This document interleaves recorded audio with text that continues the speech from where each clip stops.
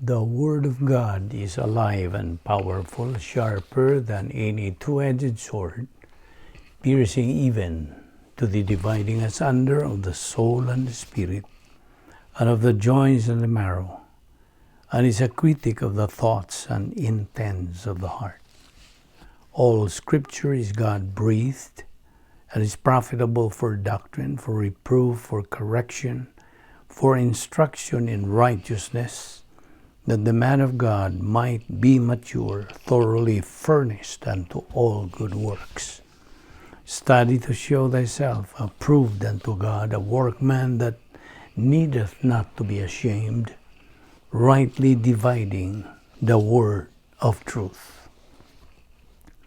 Blessed is the man who perseveres under trial, for once he has been approved, he will receive the crown of life, which the Lord has promised to them who love him. James 1:12. Do not be overcome by evil, but overcome evil with good. Romans 12:21.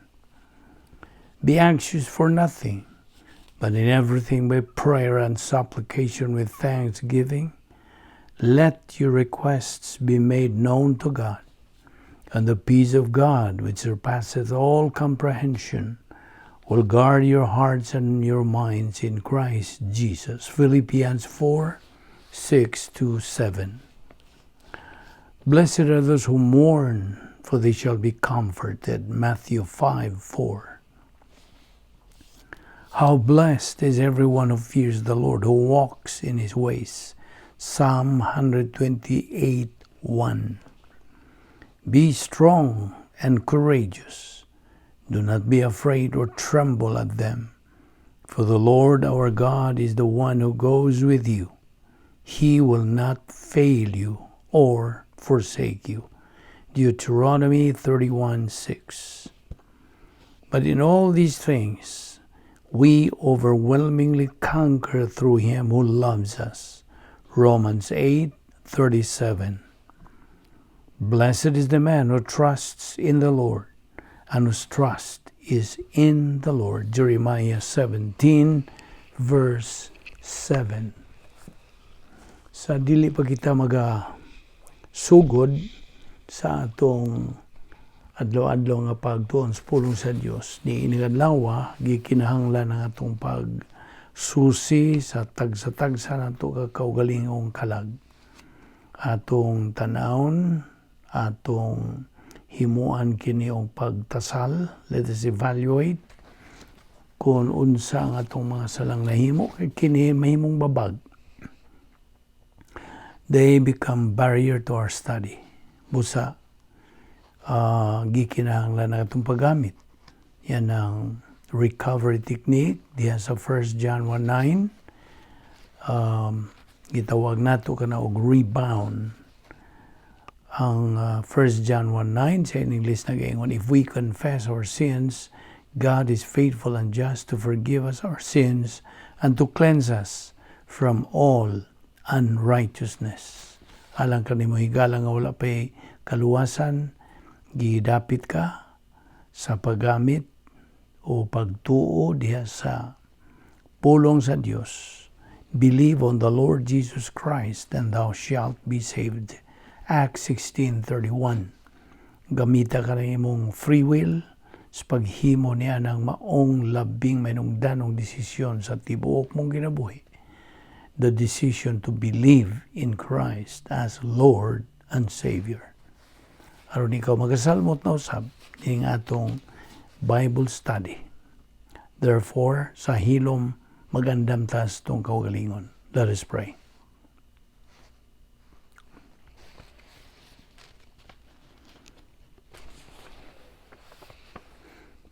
Mag-ampo ta. Heavenly Father, it is so stunning and amazing, the moment by moment, minute by minute, hour by hour, day by day, year by year, you stand by our side. Wala gyud kami nimo biyay. You never leave, you never change, your faithfulness never wanes. Your love for us is always constant. Nagpasalamat kami kanimo, Amahan, kang imong grasya, igo na alang sa tanan nga among ginabuhat and for all that we are.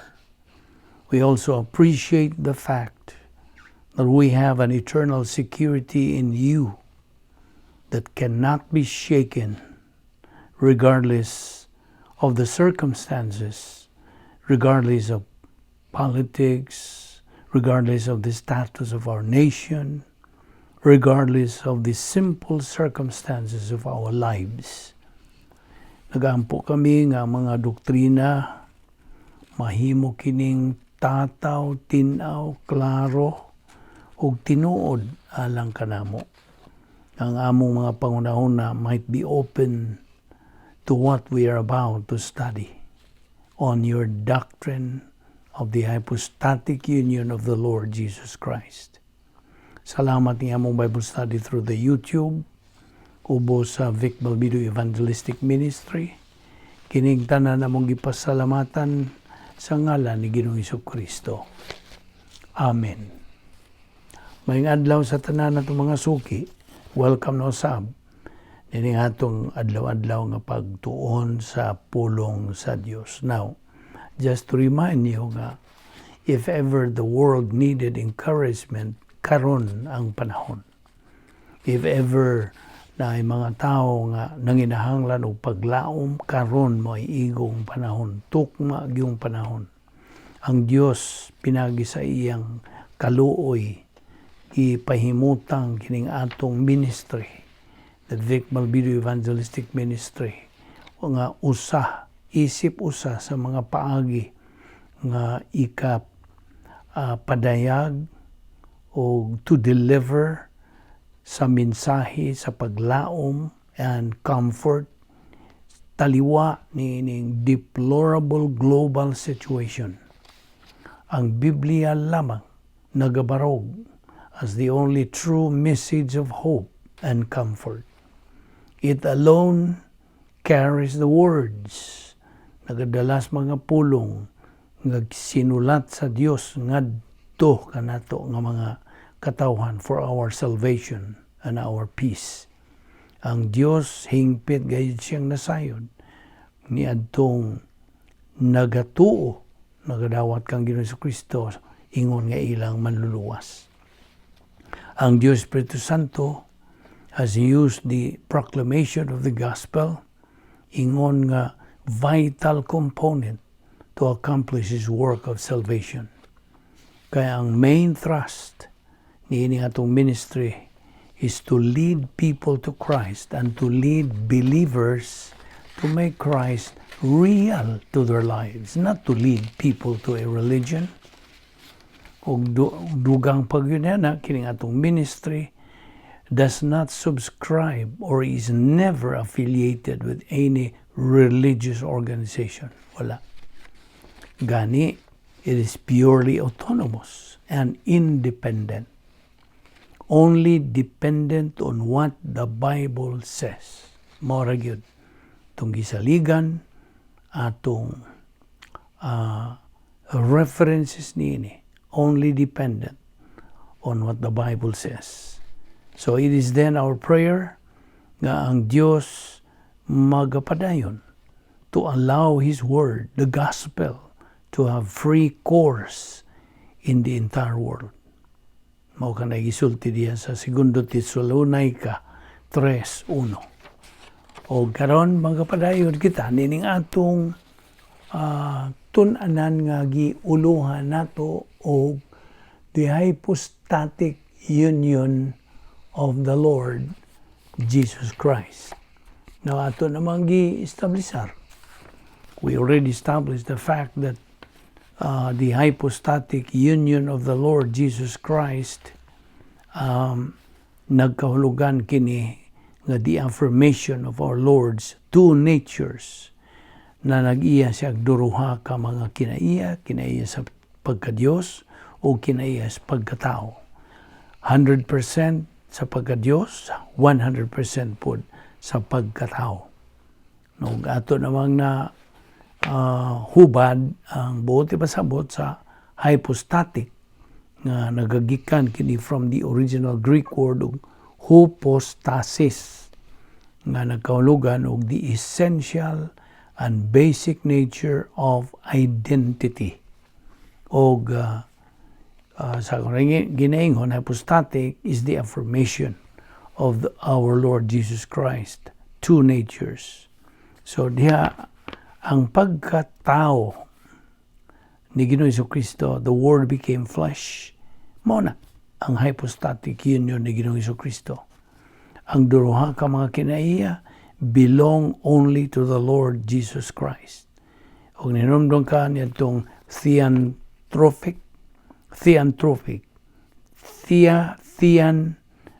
gikan ka na sa pulong na theos, which means God. Anthropos means man. So gitapo lang na nila theanthropic. Two natures, human and divine. Now, there is no change. Walay kausaban in the human nature ni Ginoong Jesucristo, just as there is no change sa divine nature niya. Og kining duruhan niya ka mga kinaiya became distinct, nagkalahi. They are not identical, they're different. They are separate. Og maunay nakapahimo ni Ginoong Jesucristo nga labing unique person that made him a unique person in the entire universe, because he possessed two natures, the nature of man and the nature of God. That is what we mean by hypostatic union. So, ang iyang pagka-divine nature, kanunay kining nagpabilin nga divine nature. Ingon manusab ang iyang human nature always remains the human nature. They go together, but they are separate. Nagkuyog, pero nagbuwag, separate. Ug ato na magitun-an nga si Ginoong Jesucristo ingon nga Dios na nag-iya siya sa mga kinaiya, the attributes of the deity, ang iyang pagka-Diyos. Nga itong gitunan kadto nga napulo ka mga attributes nga possessed by the Lord Jesus Christ, being God. Okay?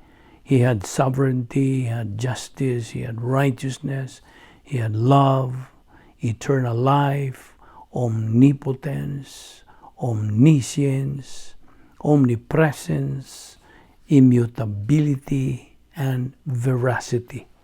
Muna na po niya ka mga attributes. O sa iyang pagkatao, the nature of man, dinhapod siya niya itong upat ka mga kinaiya, upat ka essence, nga mautugingon nga self-consciousness, mentality, volition, conscience, o ang emosyon, bahin na karon sa kalag. Part of the soul, part of the function of the soul. Muna nga si Ginoong Jesucristo sa iyang pagkatao, mibati siya kagutom, kauhaw, kakapoy, just as any human being can feel. Kaya na nag-iya manusab siya sa maong mga kinaiya. So, mga butang atong sabton, kung balikon nga, nobody is like the Lord Jesus Christ, since He is a unique person. Siya ra ang dili kasagaran nga persona sa tibuok universo. So mo na nga kita nga mga sumusunod ni Ginoong Jesucristo, mga anak sa Dios, believers in Christ. Gimanduan kita sa Efesios 5:1. Be ye imitators of the Lord Jesus Christ. Kana nagpasabot, be imitators sa iyang kanang espirituhanong pagkinabuhi. Samtang dinhi pa siya sa kalibutan. Not his being God, because dili man na nato masunod. Okay? So atong ipasunod kini nato nga mga Kristohanon ang iyang espirituhanong kinabuhi, spiritual life. So be imitators of Christ's spiritual life, samtang nagapuyo sa dinhin ni kalibutana as iyang gamit gayud ang mga Diyos nun nga mga panguna-una, divine viewpoint, samtang siya kanang tuman sa kabubuton sa iyang langit ng amahan, kabubuton, tuyo, plano alang sa iyang kinabuhi. Nawang iyang kinabuhi, dinhin ni kalibutana, sod siya nagapuyo, yun siya sod sa iyang divine dynasty. Diyos nun nga dapit nga may gahom, of course, may gahom sa Dios. Kadtong iyang divine dynasty gitawag og prototype. Kay wa man siya mogamit sa iyang divine nature's attributes, wala. So, gikinahanglan nga si Ginoong Kristo mahimong hingpit nga tao aron siya mahimong manluluwas sa kalibutan. O nang iya gyud natuman ang mga qualifications to be the Savior of the world. Wa siya ay Adam's original sin, wala siya ay kinaiyang mga sasala, wala siya nabuhat nga bisag gamay sala. Okay? Wala siya makabuhat. No personal sins. O siya maoray bugtong sakop sa kalibutan sa tao nga hingpit. He was the only perfect member of the human race. Gawas panyana siya na nag-iya og hingpit nga pagkamatarong. Those are the qualifications for anybody to become the Savior. Only the Lord Jesus Christ met all those qualifications. Og siya nagpabilin nga hingpit nga Dios. At the same time, He remained perfect man. Mao na ang hypostatic union. So I hope nasabtan nimo na. Si Ginoong Jesucristo dili kay duha ka persona siya. Usara siya ka persona nga nanag-iyag duha ka mga kinaiya. The Lord Jesus Christ is not two persons but one person with two natures. So, in short, the Lord Jesus Christ is God-man that makes Him unique.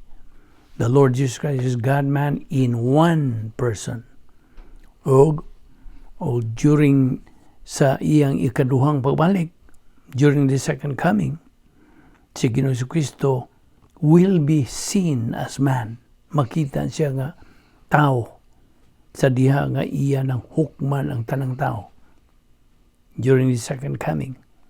O tiba niya, akong isublion kini nga, ayaw kalibog ni ining pagsakgaw sa simbahan o sa second coming.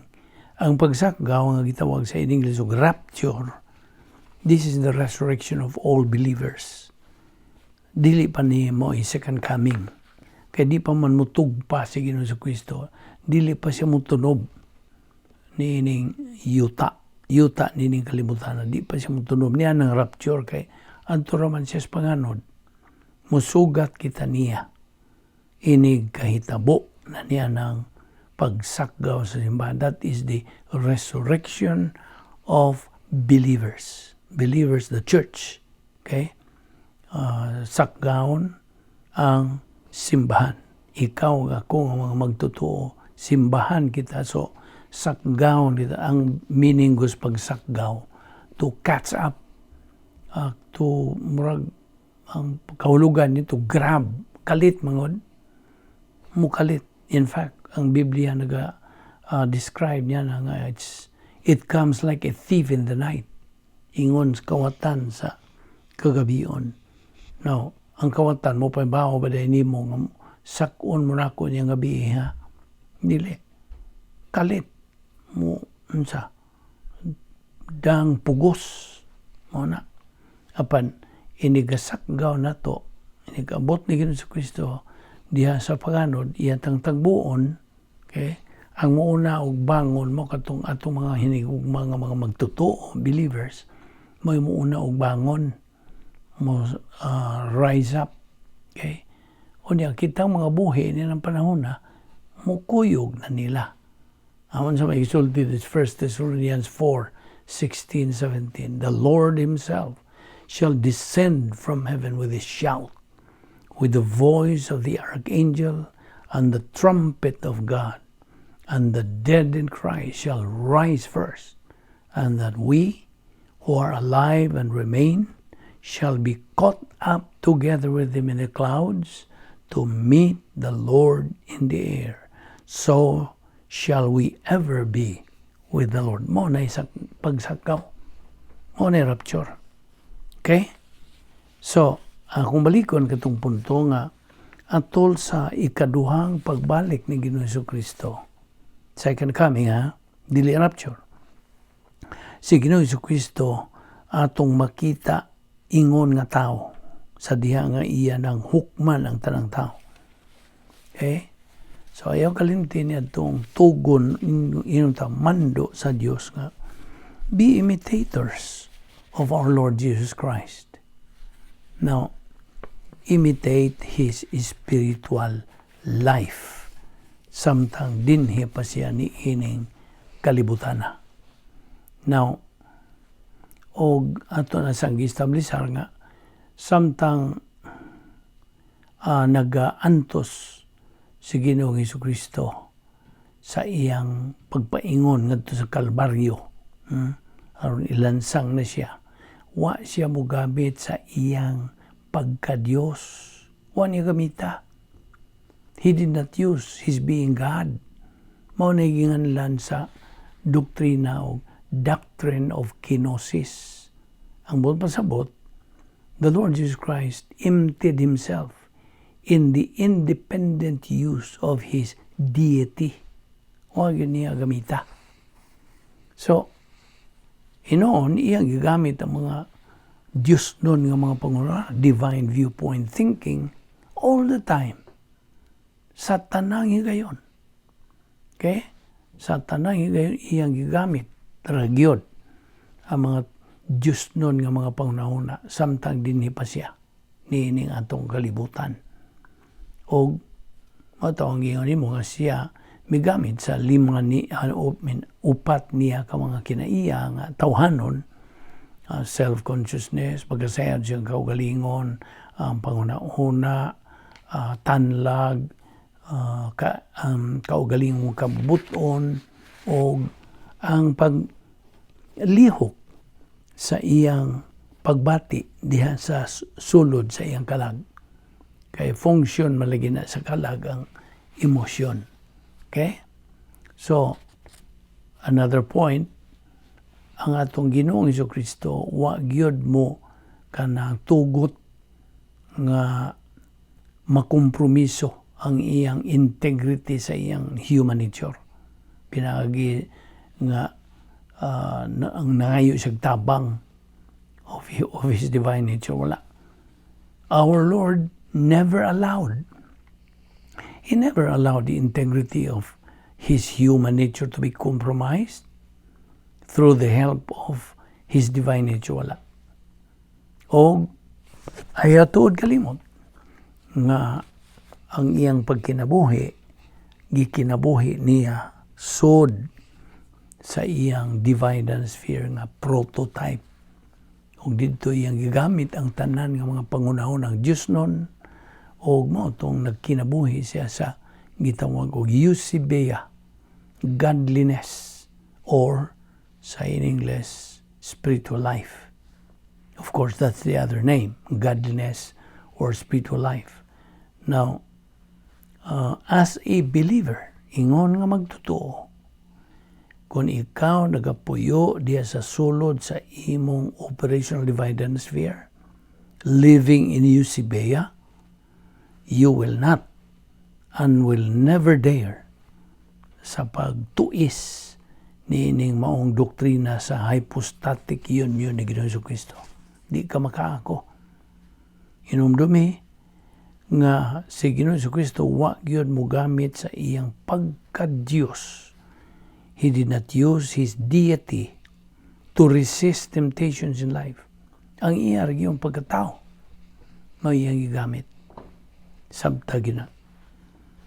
Iyang gitistingan o iyang gipruibahan gyud ang atong espirituanong panginabuhi pinagi sa iyang kinabuhi. Let me rephrase that. He tested. Iyang gisulayan and proved ang atong espirituanong panginabuhi pinagi sa iyang kinabuhi. You see? Mo'to iyang pagkinabuhi nga mo na kanang inunta model atong sundanan mo ba na Bisaya sumbanan sa atong pagkinabuhi ingon nga mga Kristohanon. Unya gawas pa niya na si Ginoong Jesucristo bigamit siya sa kanang great power experiment diha sa iyang pagka-hypostatic union. See? Great power experiment. Ato naman yung gituki kaniadto. Kita nga mga church age believers also naapod ta niining great power experiment. O mo na nga kikinahanglan natong tutukan kini pag-ayo. So, as our Lord's deity, He retained His divine attributes. When He was humanity, He was trichotomos. Naibaw na magkanyan. So, trichotomos siya kay na nag-iyaman siya kalag, lawas, o tawhanon espiritu.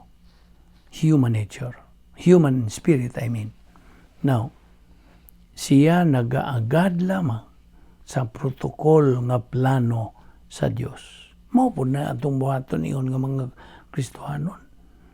We should always depend on the protocol plan of God if we want to be a winner in the angelic conflict nining gubat nga espirituhanon buot sa Dios nga kita magmadinaogon. He wants us to become winners and overcomers. So, samtang ang duha niya ka mga kinaiya ni Ginoong Jesucristo in hypostatic union, nagapabilin kini nga kanang distinct, whole and unchanged. Tibuok kini way pag-usab, nga way kanang sagol o pagbalhin one to the other. Now, unsa may gisulti sa Biblia about either nature must be attributed to the entire sa tibuok niyang persona ni Ginoong Jesucristo. Now, ang mga attributes o kinaiya sa iyang pagka-Diyos, wa kini ibalhin ngadto sa iyang pagka-tao or become the attributes of his humanity, of the humanity of Christ. Wala. Wa niya gamita ang iyang kanang pagka-Diyos to resist temptation. Wala. His spiritual life was in his humanity, not on his deity. Timan-ina na. So, mo ni mga punto akong gidadihan nimo. So, timan nga si Ginoong Jesucristo ingon nga tao, may bati siya niya ng pag-antos, kagutom, kauhaw, kasakit, etc. Like any ordinary human being. In fact, si Ginoong Jesucristo kanang mihilak. You remember? Kano sa man mohilak si Ginoong Jesucristo? Niyan tong pagkamatay sa iyang close friend nga si kinsa Lazaro. The Lord Jesus Christ cried. He wept. Nga naman. Tungod lagi sa pagkamatay ni Lazaro. He cried because wa kay mihilag siya kay gimingaw o unsa naluoy, wala. Paminaw. Our Lord Jesus Christ cried when Lazarus died because of unbelief of most people in niyadtong panahon na. Kadtong labi na tong nagapalibot niyadtong pabanhaw na ni Lazaro. Ingon si Jesucristo nga Lazarus, come forth. Pag-ingon niya, nagaluha si Ginoong Kristo. He wept. Tungod kay iyang nakita ang pagkaway, pagtuo. Yan itong mga tao na itong panahon na. Nga ilang nakita. Wa sila pagtuo. He cried because of unbelief of most people in those days. Now, muna kung saan na bati ni Ginoong Kristo sa iyang pagkatao. Okay? Now, doon ay mga titulo ni si Ginoong Kristo sa iyang pagkatao in His humanity. Among many of His titles, of course, labihan daghan naman ang ato ganitong bat-bat nimo ang labias kataas nga listahan sa mga titulo ni Ginoong Kristo. Tulo lang atong isgutan nini. Son of Man, Son of David, Man of Sorrows. Etc. Inon lang ito, etc. kay labias kadagan man. Now, punto sa doktrina, si Ginoong Jesucristo will be God-man forever. Isuwat na sa imong notebook. Magpabilin si Ginoong Jesucristo nga Diyos og tao hangtod sa kahangturan. Kasabot ka? Now, kadtong nakakita ni Ginoong Jesucristo, okay? Those who have seen our Lord Jesus Christ have also seen God. Now, sa diha nga kita magasimba sa Dios, we should worship Him in spirit and in truth. Naman na diha sa Juan 4:24. Those who worship God must worship Him in spirit and in truth. Okay? Ang tinuod yung pagkatao ni Ginoong Jesucristo, He was a sin offering as noted diha sa Hebrews 10:5-10, 2 Corinthians 5:21, ug 1 Corinthians 11:24. Mao na gihisgutan diha nga si Ginoong Jesucristo was a sin offering. Now, He is also mentioned as a priest offering, sacrifice. Sa diha nga si Ginoong Jesucristo midawat niya itong imputation of all personal sins. Pagdakdak na tanang mga personal nga mga sala sa tibuok kalibutan. Okay? He was priest offering. Sa diha nga gi-impute ang tanang mga personal sins ngadto kaniya. Mao kadto ang iyang impersonal love for all mankind. Impersonal. Okay? Now, when He accepted, paminaw, sa iyang pagdawat sa tanan natong mga personal nga mga sala dito sa cross, that was His personal love for God the Father. Kasabot ka? Moto'y iyang impersonal nga gugma ngadto sa Dios nga Amahan. Apan kadtong pagdakdak na sa tanang mga sala sa tibuok kalibutan ngadto kaniya, mao ko to'y iyang impersonal nga gugma ngadto sa tanang katawhan. Sabtag yun na. Now, mao lagi nga, to be our Savior, aron siya mahimong manluluwas nato, He had to become man. Gikinahanglan nga siya magpakatao. Now, of course, He was God at the same time, okay? Timanin na nga diya sa John 8:58, nagaingon ang pulong sa Dios nga, truly, truly, I say unto you, before Abraham came to being, I was there. Now, katagbo makaniining kanang punto sa doktrina nga si Ginoong Jesucristo, miingon siya sa iyang mga tinunan. If you love me, love my word. If you love me, take up your cross daily. Deny yourself. Okay? O ato ning i-rephrase. Take up your cross. Deny yourself. Or deny yourself first. Take up your cross daily. Come, follow me. Okay? Iya man ang buti pasabot ni ini. Ibaw ka kung sa buti pasabot sa punto sa doctrine, the point of doctrine. That is priority. Pasiuna sa imong kinabuhi. Take up your cross daily.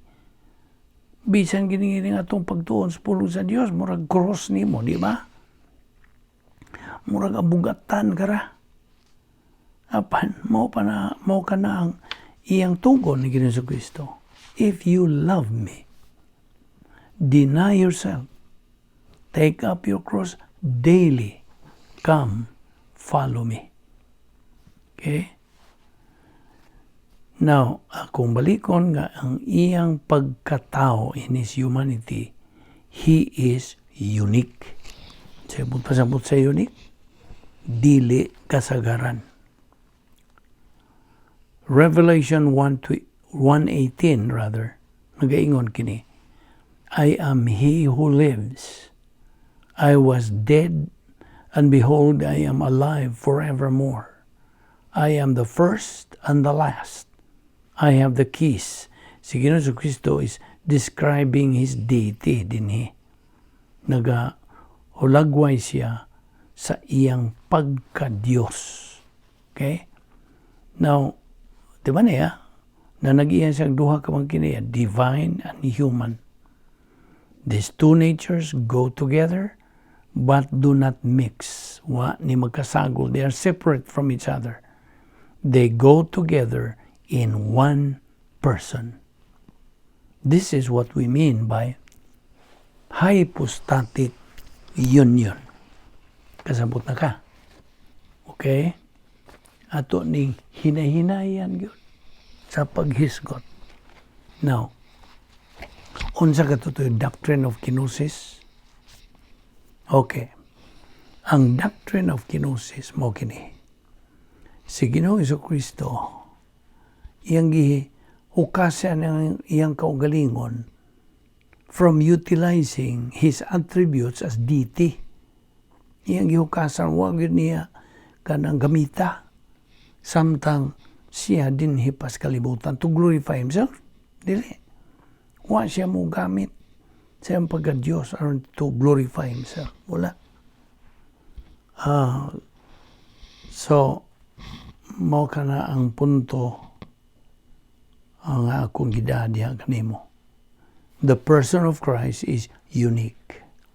Colossians 1:17, okay, naghulagway ni sa iyang pagka-Diyos. Colossians 1:17, and he is before all things, and by him all things consist. Hebrews 1:3, who, being the brightness of his glory, and the express image of his person, and upholding all things by the word of his power, when he had by himself purged our sins, at sat on the right hand of the majesty on high. Hebrews 1:3 na. Now there's Hebrews 10:12. But this man, after he had offered one sacrifice for sins forever, sat down on the right hand of God. Okay? On yung verse 14 diyan naging for by one offering, and so on and so forth. Now, di ba ito ni gilatbitan may tungod kining great power experiment?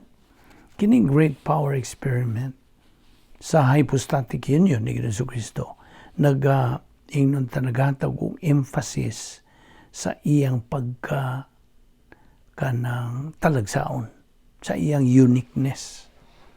Kining great power experiment. Now, dinhi sa atong panahon sa simbahan in the church age, kitang mga magtotoo ought to use this power experiment. Ang mga kasangkapan nga of course gisangkap sa Dios kanato, mao ni ipagamit sa Dios aron ato maprobar, matistingan kining great power experiment. Mao naging lang great power experiment kay bisag unsang mga butang nga gusto nimong masayran, di ba kinahanglan nga imong eksperimentuhan? You see? Eksperimentuhan gyud ko na. Kung tinuod ba gyud na, musaler ba gyud na, mao na. Mao gigamit ni Jesus Kristo kini great power experiment sa iyang pagkatao dinis kalibutan, sa iyang hypostatic union. Iyang giprobahan, gitistingan. Mao tong ingon gyud niya dito sa cross nga humana, it is finished. Dungan niya to iyang gibuhian ang iyang espiritu. Okay? Into thy hands I commend my spirit. Dungan niya to, gibilin niya kining appeal ni great power experiment sa hypostatic union sa simbahan. Kita mga kanang sakop sa simbahan. Okay? Mao nang buti pa sa bot ni we ought to use this power experiment. How? Of course, naibaw na ka. Pagtuon, pagtuo, paggamit sa pulong sa Dios. Adlaw-adlaw.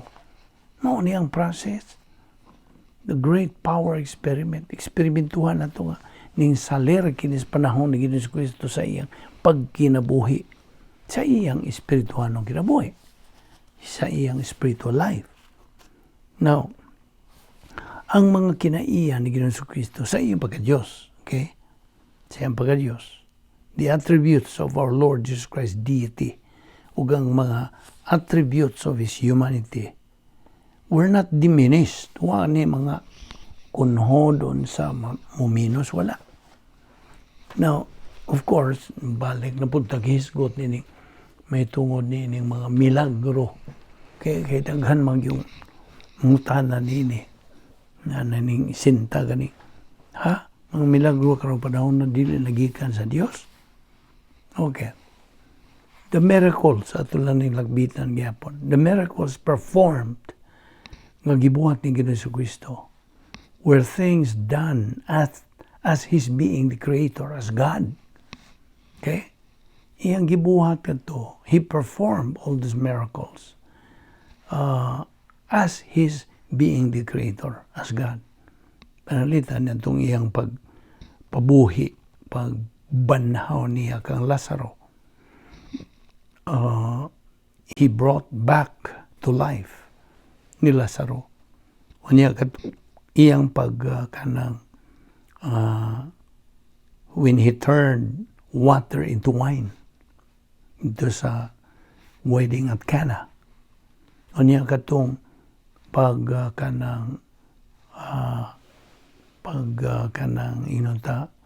multiply sa 5 ka mga isda o 5 ka mga loaves of bread.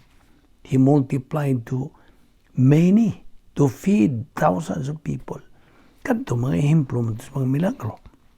Now, karong panahon na, di ba ini, nga the most important miracle nga makita nato karong panahon maong miracle sa pulong sa Dios. Di ba din na miracle? Labaw pas milagro ang pulong sa Dios. Okay? Di na ikatandi na itong milagro buhat ni Ginoong Kristo. Ambot pa sa bot, nagkatong pagbuhat ni Ginoong Kristo sa mga milagro, pagpakita kanto kanang hulagway, kanang pamatuon ngadtos nakakita nga si Ginoong Kristo mao ang Mesiyas. That was His credentials. Aron sila mo tuo nga siya gyud mao ang Mesiyas. Nakaroon kay kumplito naman ang Biblia lagi na may Old Testament o New Testament, kumplito naman kini. Nanginahanglan pa ba milagro? Mo na muingon ta nga ang tinuod nga milagro mo kay ang pulong sa Dios. Mo ni. So kung buot kang masayod nini mo mga milagro, tun-i ang pulong sa Dios. Adlaw-adlaw, daily on a daily basis, hangtod nga maklaro gyud nimo. Tataw, tinaw, unsa gayud ka tinuod sa pulong sa Dios. So, ang atong pagtuo sa pulong sa Dios, maugmad lamang. Faith cometh by hearing, and hearing by the word of God. Romans 10:17. Isuwat na. Hindi siya mong notebook. Hindi na mahikalimtan ni mo. Romans 10:17.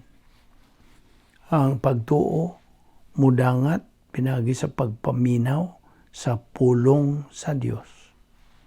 Now, akong balikon, ang divine essence o human essence, they never mix together.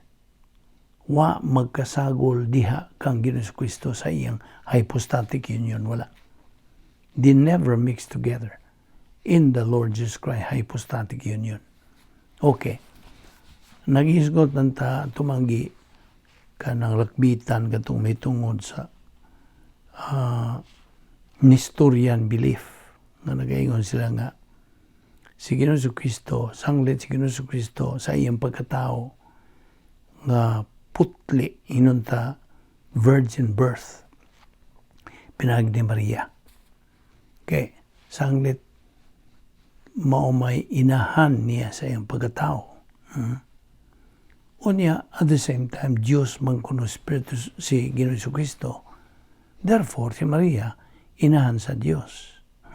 Mao na ikituhuan sa Nestorian belief. Okay. Mungutan ako nimo, is Mary really the mother of God? Mawagid siyang inahan sa Diyos. Number one nga, itong nag-i-establishar nga. Nanginahanglan ba diya inahan ang Diyos? Nahingpit naman siya. O man po na sa Biblia, isulti. The Bible does not say that in the beginning, Mary was already there. Na ba diya? Tanawa sa Biblia. Bisa kung saan, di mo nagtuwang-tuwang diya.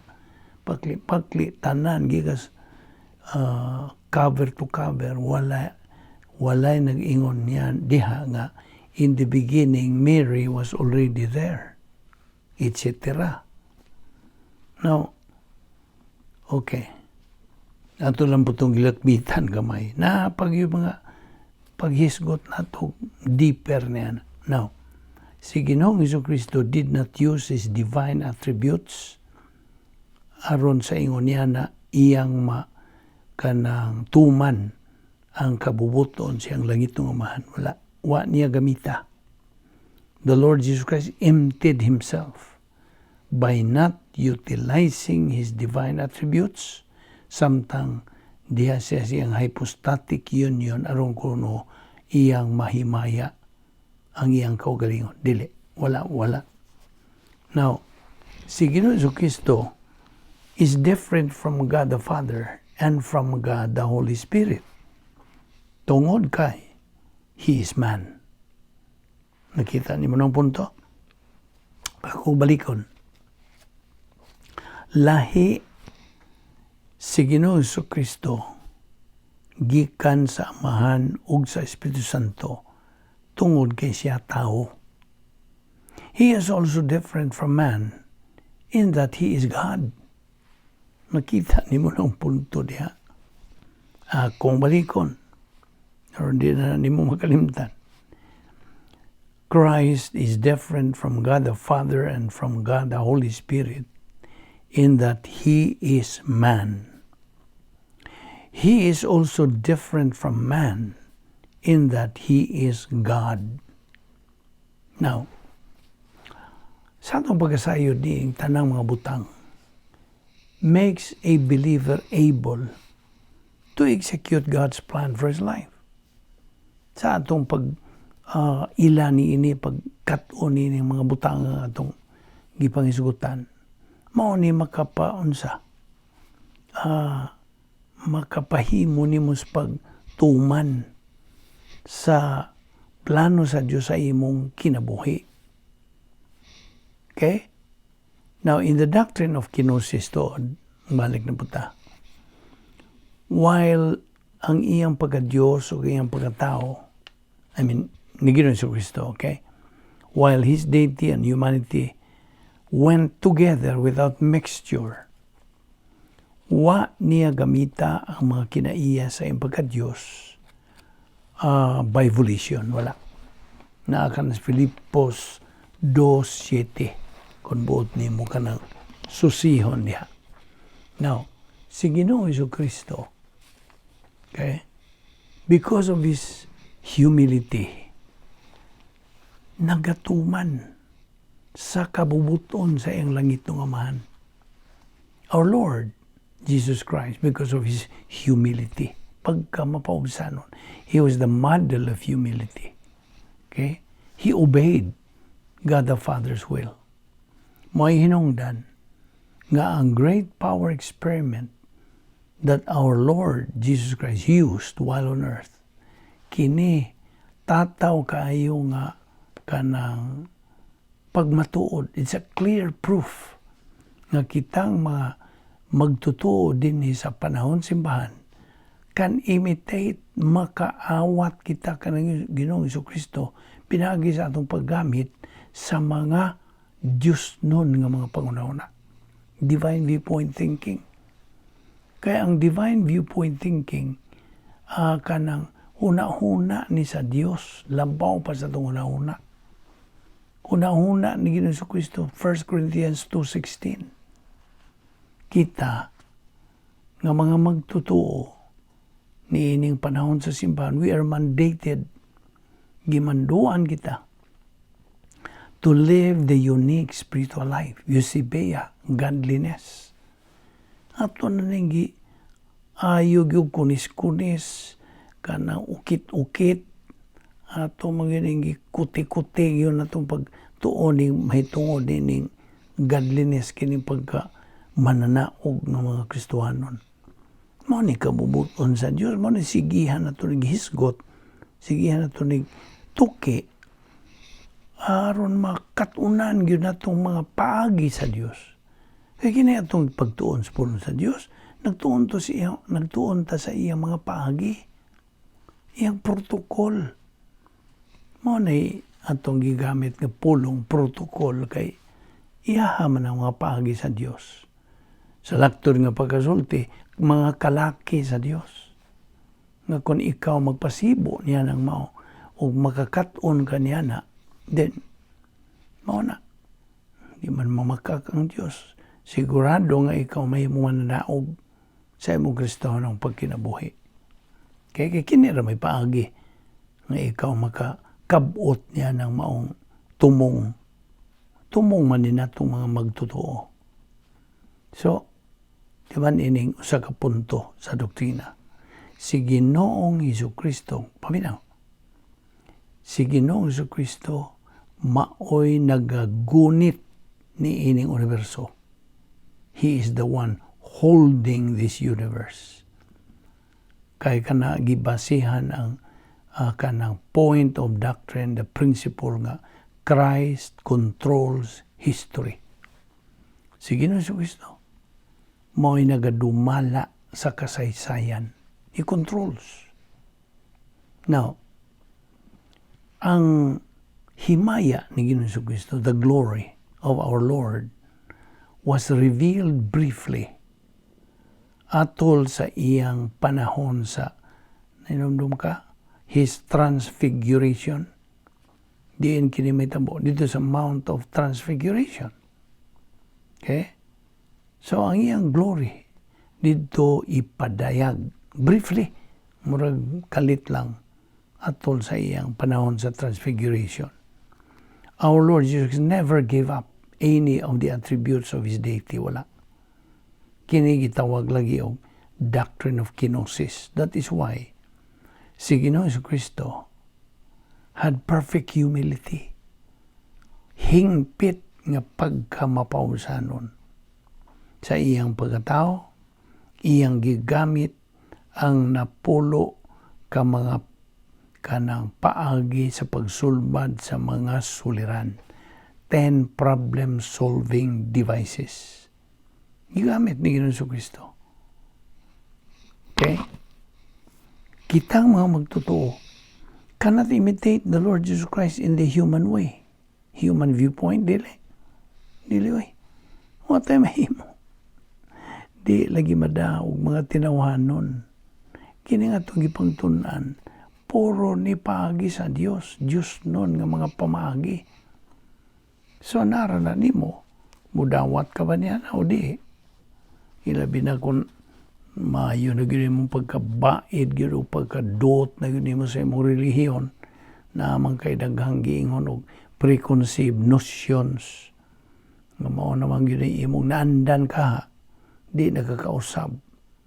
So, mo na giingon nato nga, to be a believer in Christ, it takes courage to stand alone. Manatiman kung ikaw lamang ang magtutuo sa imong panimalay, if you are the only believer in your family, timan ni ang prinsipyo. One with God is a majority. So ikaw, mayoriya. You are the majority. Kay nagasunod ka man sa Dios. Ato ni ipadayon ugma, ayaw si piyata ang sumpay nini.